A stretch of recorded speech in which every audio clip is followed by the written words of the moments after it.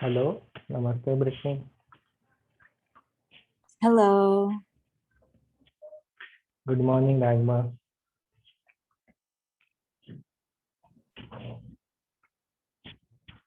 Have you finished the session of the therapy?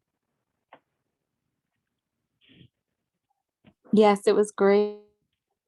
Great. Okay.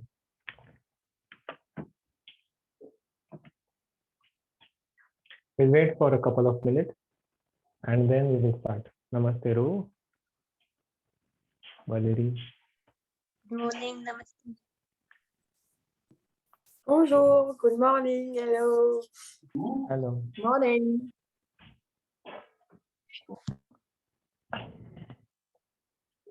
So today we have to see about some new system, but before we will talk some things about the previous.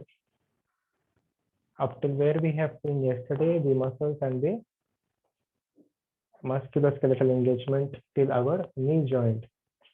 So the movement of the knee joint, I hope you remember the flexion movement, which muscles they engage, the hamstrings, the extension movement, what muscles do the target, the quadriceps, the medial rotation movement and the lateral rotation movement as well. Now we will see further with our ankle joint. So we have the ankle joint as well to see and then to proceed with the next. So ankle joint. In your ankle joint, there will be an irregular shape of bone. Those will be known as the tarsals. Also, your heels or the heel bone. So the ankle movement, like we have the wrist, similarly in the ankle, we will also have the flexion and extension movement. So that is known as dorsiflexion when we bring our toe back and plantaflexion when we point our toe or stretch our ankle. So the next here today we will begin with the knee ankle joint. Knee joint already we have seen. Can you see the whiteboard and the font size what I am writing? Yes, can see it. Great. Or shall I put me on the spot right even I don't know how to use this Zoom, but wait, give me a second. The participant.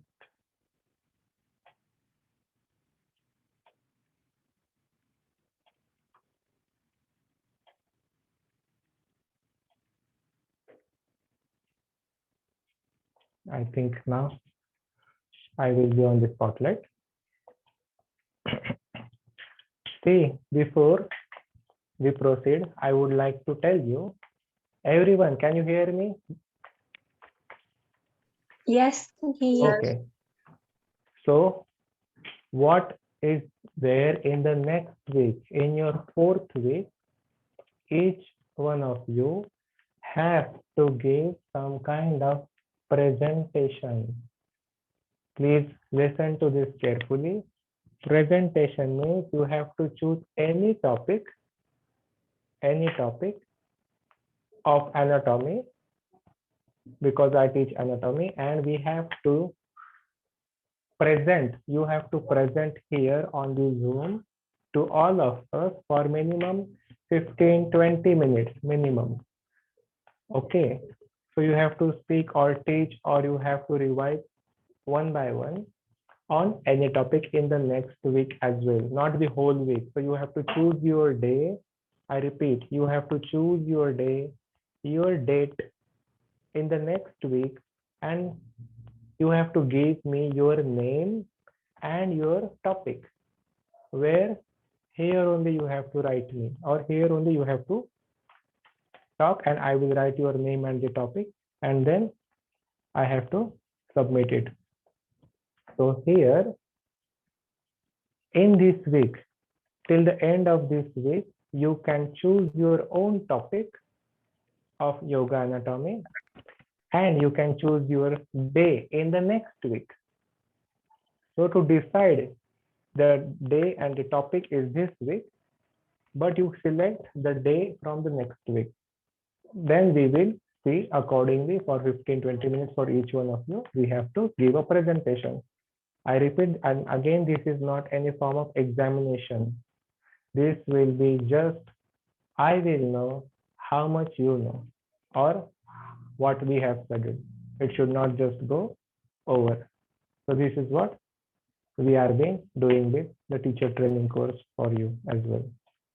I mean, I have been understood this thing. If not, please ask me now only. Will this be in the class time? And so we choose. Yes, Ru, can you just repeat because I have to swipe my screen to read the question. You can unmute yourself and So if I understand correctly, it will be during this class time. So we won't have a regular class. We will just use this time and do our 15-minute presentation. yes, of course, last week is revision time. It is the Okay. regular class time. I will be taking your regular class time. Last week is anyway the revision time. It is not like all your course you will be just studying and the teacher doesn't know what students are learning. So even I will know at least which topic you have understood it. So in the next week, in the regular class time, in with me, not in any separate time, you will have this in your assignment work. You will also have your presentation, also some things you will be told by the faculty, hopefully, or from the management, hopefully. This is what from my side I will be telling you. Got it? Okay. Yeah, Yes. I think so. So when will this be from? What days do we choose? From next Monday Next to Monday. next Saturday. You can choose any day, any Okay. topic of anatomy for 20 to 15 minutes. Okay. I choose Sunday. I'm only joking. Yeah. All right. Yeah. Thank you. So others as well, have you understood about this? Blake, Brittany, Ratman, Valeria. So we're just basically presenting something that we've learned. So we're teaching something, or we're just Yeah, presenting the yes. knowledge of something that we've learned. Okay. Yes. Thank you. About the rest, Okay. Can I do it in French, please? see again, I repeat, English is not so important here. So please No. don't worry about the English. I'm joking. Sorry. It will be a regular, like, yeah, funny or, yeah. So please don't miss Thursday 26th. Thank you. Okay. So Blaze has given her date, the first one, to submit her date. So 26th, she will be doing. Okay. Thank you so much.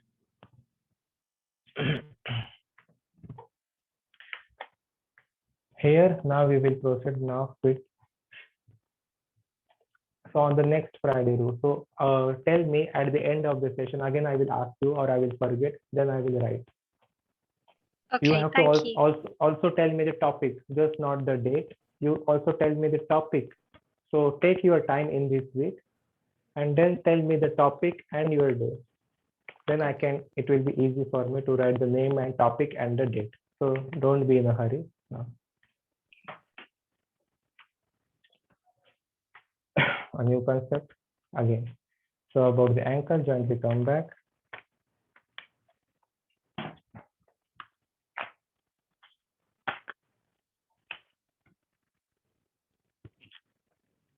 So first one, the dorsiflexion.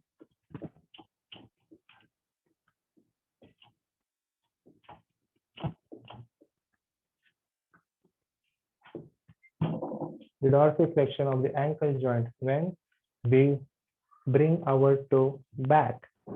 That is what the dorsiflexion of the ankle joint. That time which muscle will get engaged in the ankle, not in our wrist. The tibialis anterior. Tibialis anterior is what the muscle on the tibial bone. So we have the tibia, the bone in our ankle, in our shin, in our calf, in the front, in the lower leg. That is what the tibialis anterior muscle.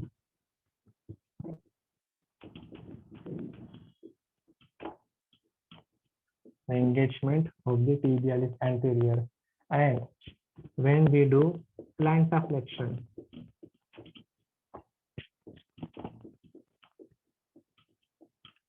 At that time, which muscles will get engaged? The soleus muscle as well as gastrocnemius muscle. So when we will have plantar flexion of the foot we are talking. So plantar flexion, when we make our foot like this in the front, point, stretch our ankle, that time we have the muscle engagement, or the muscle which help to do the plantar flexion of the foot are soleus as well as gastrocnemius. These muscles, soleus and gastrocnemius, the muscles very defined on the calf, at the back of your leg, at the posterior part of your lower leg, on your calf, the two big muscles of your calf. Then even the soleus is above the gastrocnemius at the posterior part of your lower leg. Gastrocnemius we have drawn in the posterior view of our leg. Apart from this plantar flexion, we will have the next one, inversion. So the inversion of the foot. What does it mean, the inversion of the foot? That means when the toes are pointing in towards the midline of the body, when we point our toes of the foot inside, that is inversion. And eversion of the foot is what? When we point our toes away from the midline, that is eversion of the foot. So we have that inversion muscles first. Again, tibialis muscles are what? Getting engaged. So we have tibialis anterior and posterior muscles which engaged when we do inversion, and when we practice eversion, that means we point our toe, our foot, or direction of the foot away from the midline or to the side. That means we have peroneus group of muscles. Peroneus group of muscles are where? At the sides of our leg, at the lateral side, not in the front as well, not in the back as well. Peroneus group of muscles you will find at the lateral sides of the leg, where you will have the peroneus muscles like longus, peroneus brevis muscles. So we have the longus and the brevis as well, the short. Brevis means the short muscle. Longus means the long muscles which get engaged when we will twist our foot to the lateral side. For example, many postures when we turn the foot, like in the triangle pose, after we take the distance in between the legs. First step is what? We do make, or we turn our, if you practice on the right side, turning the right foot to the right side 90 degrees. So that is what? Eversion.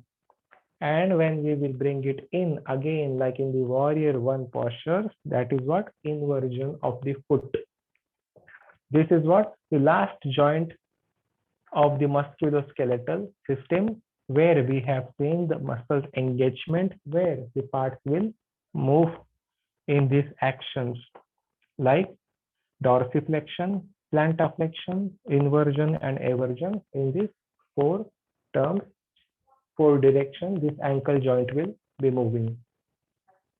So what joints till now we have seen? The shoulder joint muscle engagement, the elbow joint muscle engagement, the wrist joint the engagement, the hip bone joint, ball and socket joint the muscle engagement, again the knee joint muscle engagement, and the ankle joint group of muscle engagement. This is what, when you will practice or when you will study this after, not in this course only, apart when your regular practice, when you will try to figure it out, okay, this joint is moving and the muscle is getting engaged. That time you will realize that as an instructor, as a professional yoga instructor in future, you will be knowing, when you will instruct the students about the asanas when you practice, you will be automatically knowing the muscles and the injuries happening in those postures while the pelvic is not square, hips are not square, spine is not aligned. The injuries may also know. So in all the postures, these terms are being used. Up till now, is this clear? Okay. So can we proceed now further? So we have just seen almost everything which we should know as a yoga anatomy teacher about the muscular system as well. About the muscular system, about the skeletal system. These actions. We have to proceed further now, and we will study some more things or more system. So what have we studied up till here in the, we have seen the kinds of muscles, we have seen in this muscular system, the functions, the properties, the kinds of muscles, the different directional names and the location of the muscles as well. We have seen the ligaments, the connective tissues, and the cartilage with its side. Along with that, we have seen these bone joints of musculoskeletal system getting engaged with certain actions of the muscles. Now we can proceed further and we will learn something about endocrine system. So give a heading, endocrine system.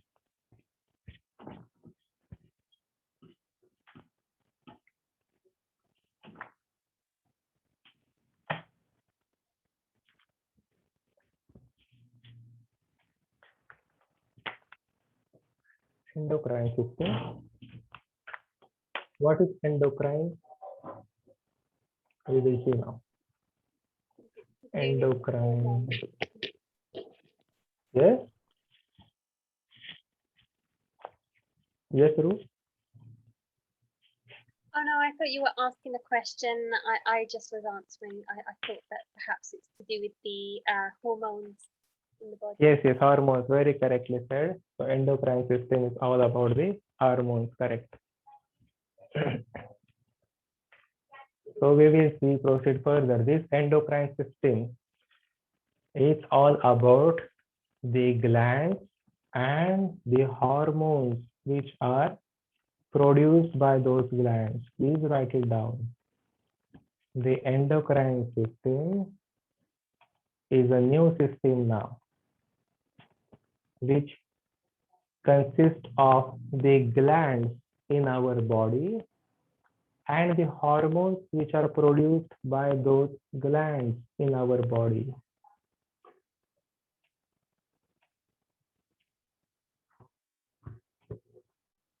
So this endocrine system is not like exocrine. So we have endocrine system, exocrine system, and hectocrine as well. So these glands in our body which produce hormones are called endocrine glands, which are connected with our chakras. Write it down, which are connected with our major chakras in our body, in our subtle anatomy of our body. So these physical glands which produce the hormones have the connection with the chakras. And exocrine system, where we can say exocrine is those glands that we already have seen or studied before in 200, not in your course, but maybe we have studied in 200 hours or you have studied in 200 hours, few people. That is what in your digestive system, in your respiratory system. So where those glands or in your eyes, like in skeletal system. Okay, I will talk about skeletal system. So the glands like lacrimal glands, like we have seen the tear bone. So we have those tear bones known as lacrimals, which brings the tears from the eyes. Those glands are part of exocrine system. like lacrimal or sweaty glands, which brings the sweat out of our physical body.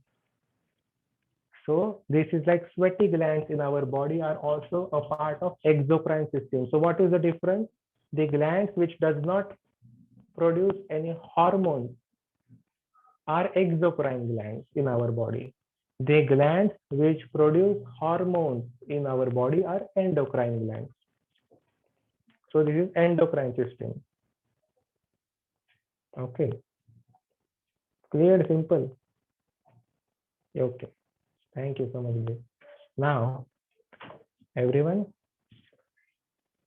we will see what this endocrine system or glands consist of, or who controls this endocrine system, or how are these glands controlled. These glands are controlled by direct stimulation from the nervous system.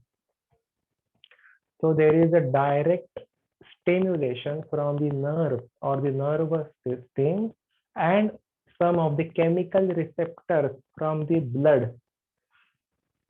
So a stimulation from the nervous system and the chemical receptors from the blood, as well as the hormones produced by other glands, help to control the endocrine system. We will see. This is just the basic. That the first introduction is only difficult for the endocrine. The rest of the glands will be easy when we will talk in connection with the chakras. Thus, this is what very important to know and difficult.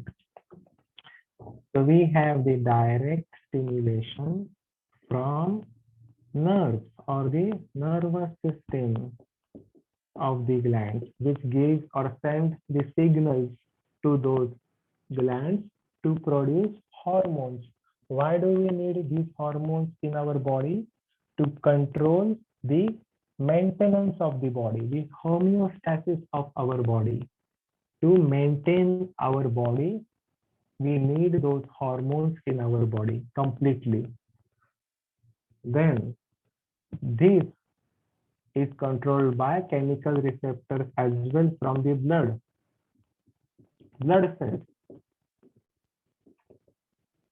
from the nervous system, and some hormones produced by other glands.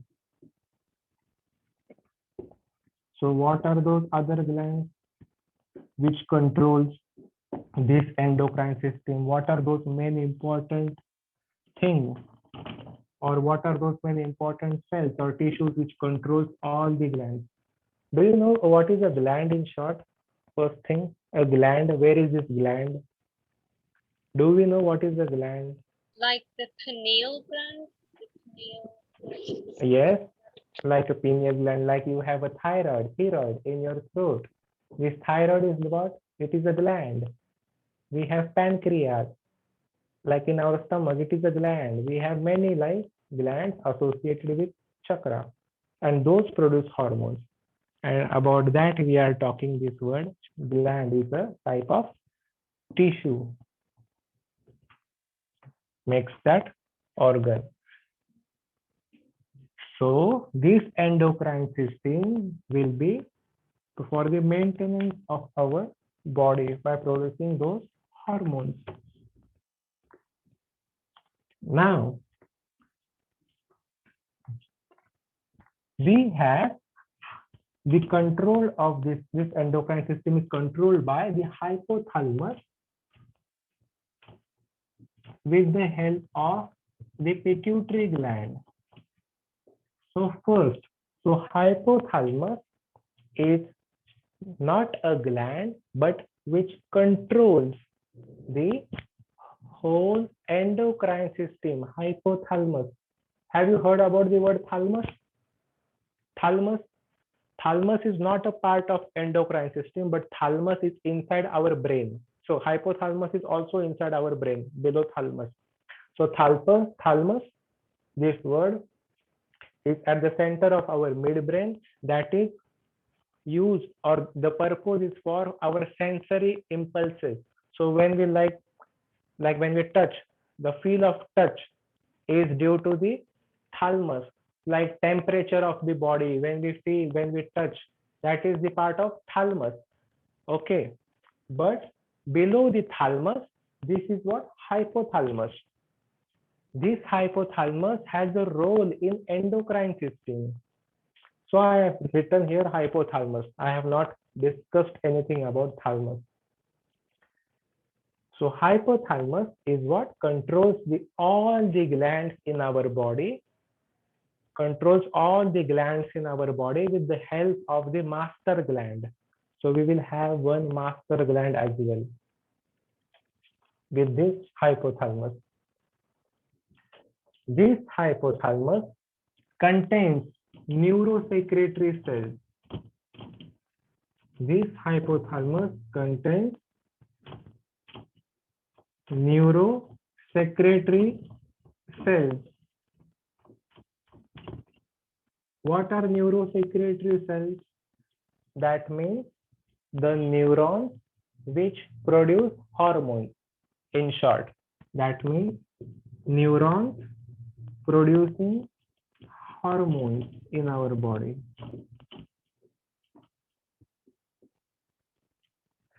My black marker is not working today, but I hope you can see it with the blue.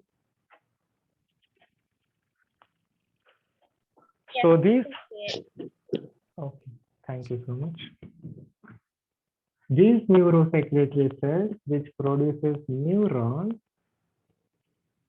and that have neurons which produce hormones maintains our glands in our body. So these neurosecretory cells, what they will do? They will release the hormones, or these cells will release the hormones, releasing stimulated hormones and inhibiting hormones. So which hormones they will release? The releasing stimulated hormones and inhibiting hormones.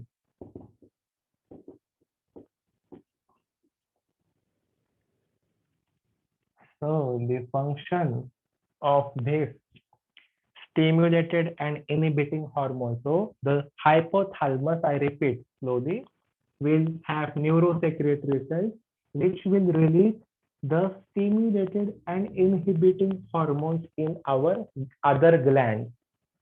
Just this part is a bit tough to understand. That means stimulated hormones means they will just give the signal to the other gland. For example, I will just say in my comfortable language, which make you clear the concept. So for example, hypothalamus will give the signal to thyroid gland. If we take an example, thyroid gland in our throat. So hypothalamus from the brain will knock the door of thyroid gland. Then thyroid gland will ask like, okay, what is my role? Then hypothalamus will give the signal to that thyroid gland to release its hormone. So that thyroid gland is controlled with hypothalamus. This is what an example I am saying. So the role of hypothalamus is what? To control the rest of the glands. Thyroid glands was just an example. So we can say pineal, thyroid, thymus, pancreas, all the glands are controlled with the thyroid. So for example, hypothalamus will say, okay, thyroid, you have to stop producing your hormones. Then and then only thyroid gland will stop. That is known as inhibiting hormones. So when hypothalamus will send its inhibiting hormones to the other glands, then the other glands will stop releasing their hormones to the body. So the hypothalamus is just the controller of the rest of the glands, which is with the help of the master gland as well. And that master gland, we will see the first one, pituitary gland. That pituitary gland is the first master gland. We will also see that. Okay. Got it? What is hypothalamus and where is it? See, I will show you here. Is what the structure of the human head, And in the center, you will have the thalamus. Then you will have the hypothalamus below thalamus, that is HT hypothalamus. And then you will see a pituitary gland. So write down the first gland now, the pituitary gland. Hypothalamus produce two hormones, but they don't release it. So hypothalamus do produce two hormones, but they store these hormones in pituitary gland. And the pituitary gland is what works with the hypothalamus to control the rest of the glands. And the pituitary gland is what works with the hypothalamus to control the rest of the glands. We have to learn now pituitary gland. Can I erase this? You will get it easily as we will proceed more further. The concept.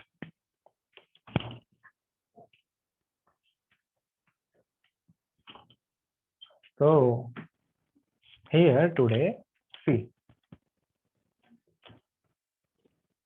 hypothalamus release these neurosecretory cells, which helps in activation and helps in deactivation of the other glands.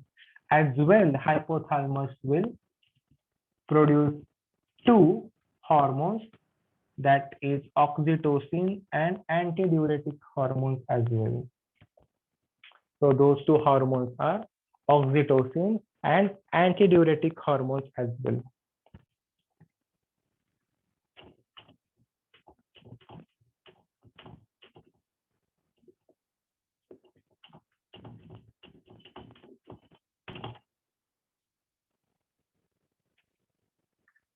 Oxytocin and antidiuretic hormones are also produced, I repeat, produced by hypothalamus, but not released. They are just produced by hypothalamus. And the rest of the things, hypothalamus, what it does, it just activates or deactivates the rest of the glands, function of the rest of the glands. But these two hormones, oxytocin and antidiuretic, where they produce are sent to the pituitary gland.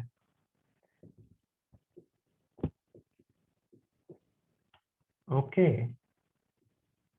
And the function of the hypothalamus is to control all the glands with the help of pituitary gland.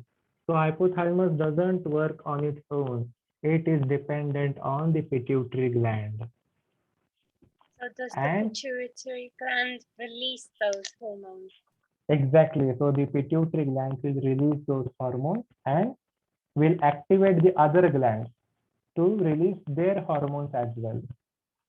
So the pituitary gland will release those hormones produced by the hypothalamus and will also tell the other glands to release their hormones as well.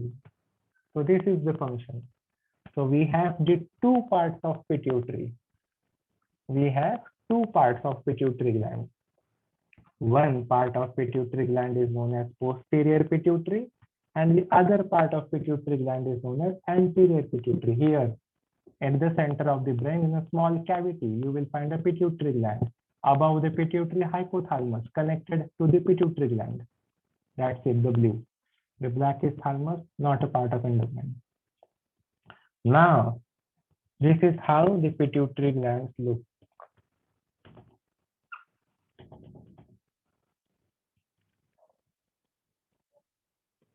Here, with the posterior and anterior surface as well, I will show with the red.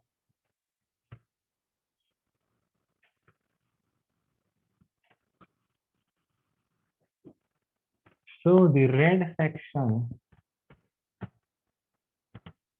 is known to be as anterior pituitary, and the blue section is to be known as posterior pituitary. Okay, so this is posterior pituitary and the red one is anterior. Anterior means what? Which is at the front side, the gland in the brain.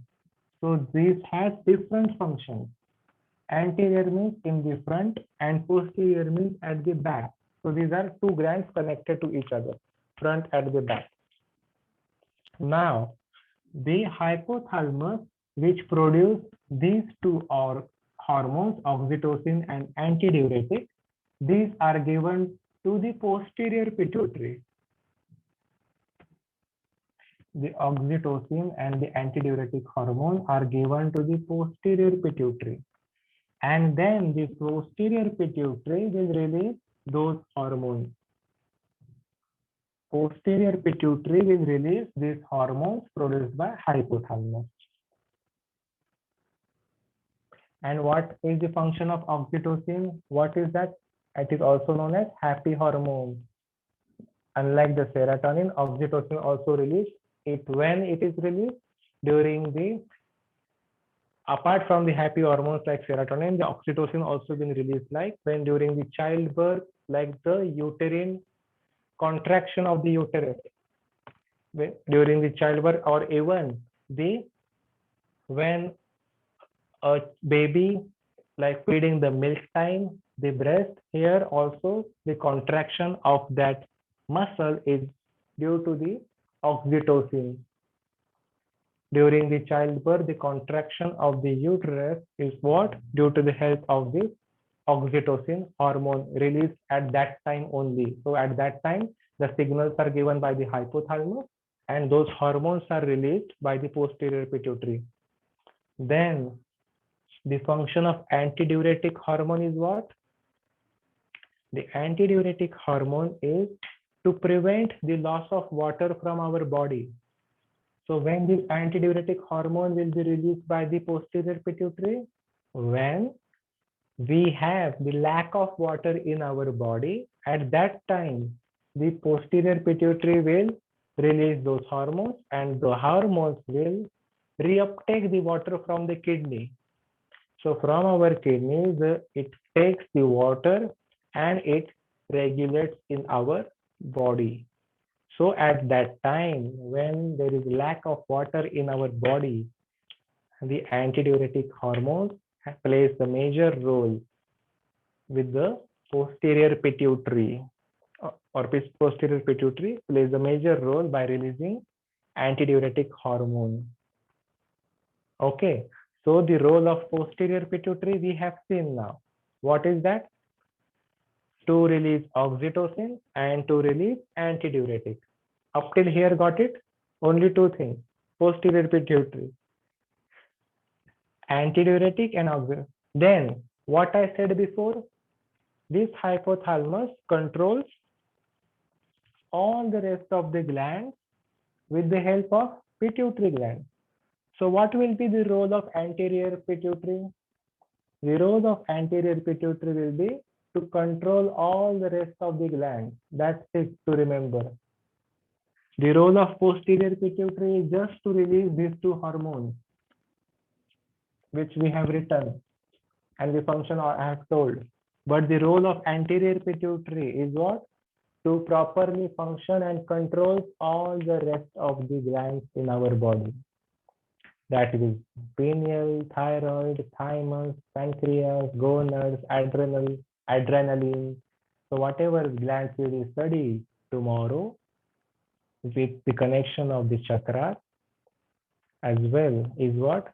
Are all controlled by the anterior pituitary section, this pituitary gland, with the help of hypothalamus.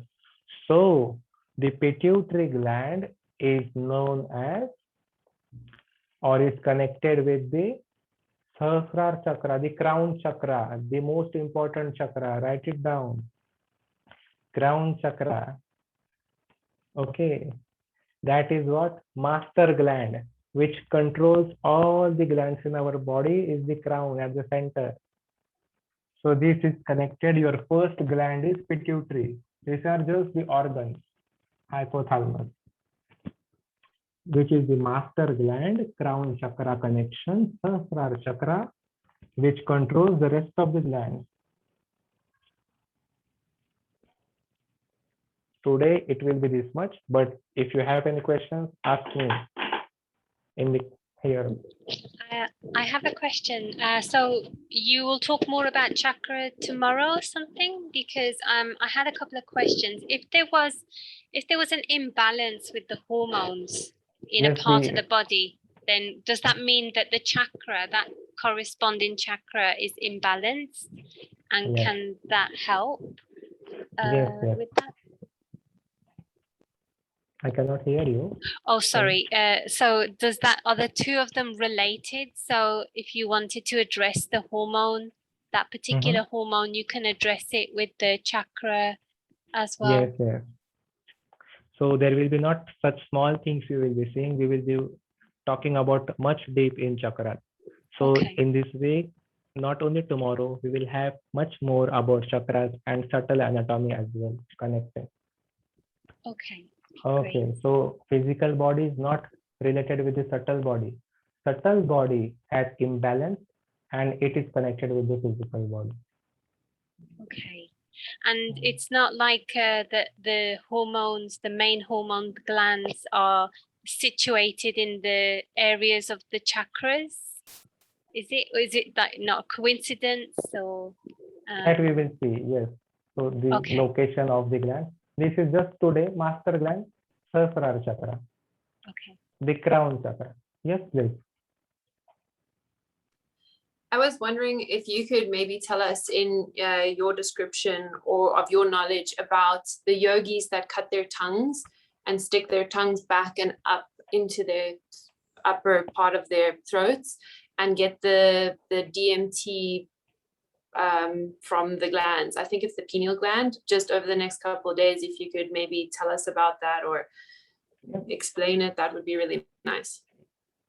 It is not the pineal gland. Actually, pineal gland has different function, but the DMT hormone released by the hypothalamus, the serotonin, and the yogis actually have a big misconception. I will not use the word yogis here because I will just say yoga practitioner. Not in today's world, I can see a great master about. So it is a big misconception about a yogi. As a yoga practitioner, people can keep a herb under the tongue. They have a khechari mudra where they have to bring their tongue, roll it inside at the back of the palate of the mouth, where it is being used for the Reiki healing purpose. So when we do practice the Reiki healing as well, we have to use the tongue and the back of the palate. We have to roll it in so that the yogis cut that with the herb. They keep that herb below the tongue in the Rishikesh or most of the yogis, most of the yoga practitioners does this. And yes, about the DMT, we will study about the hormones. That time we will see. Yeah. Try not to do that. Yes. So thank you so much, everyone. One thing can I say about again? So your name, your topic, and your day you have to give, not just your day. So take your time up till this Saturday and choose the next week. Okay. Thank you so much. Thank you. Bye bye. Thank you. Bye.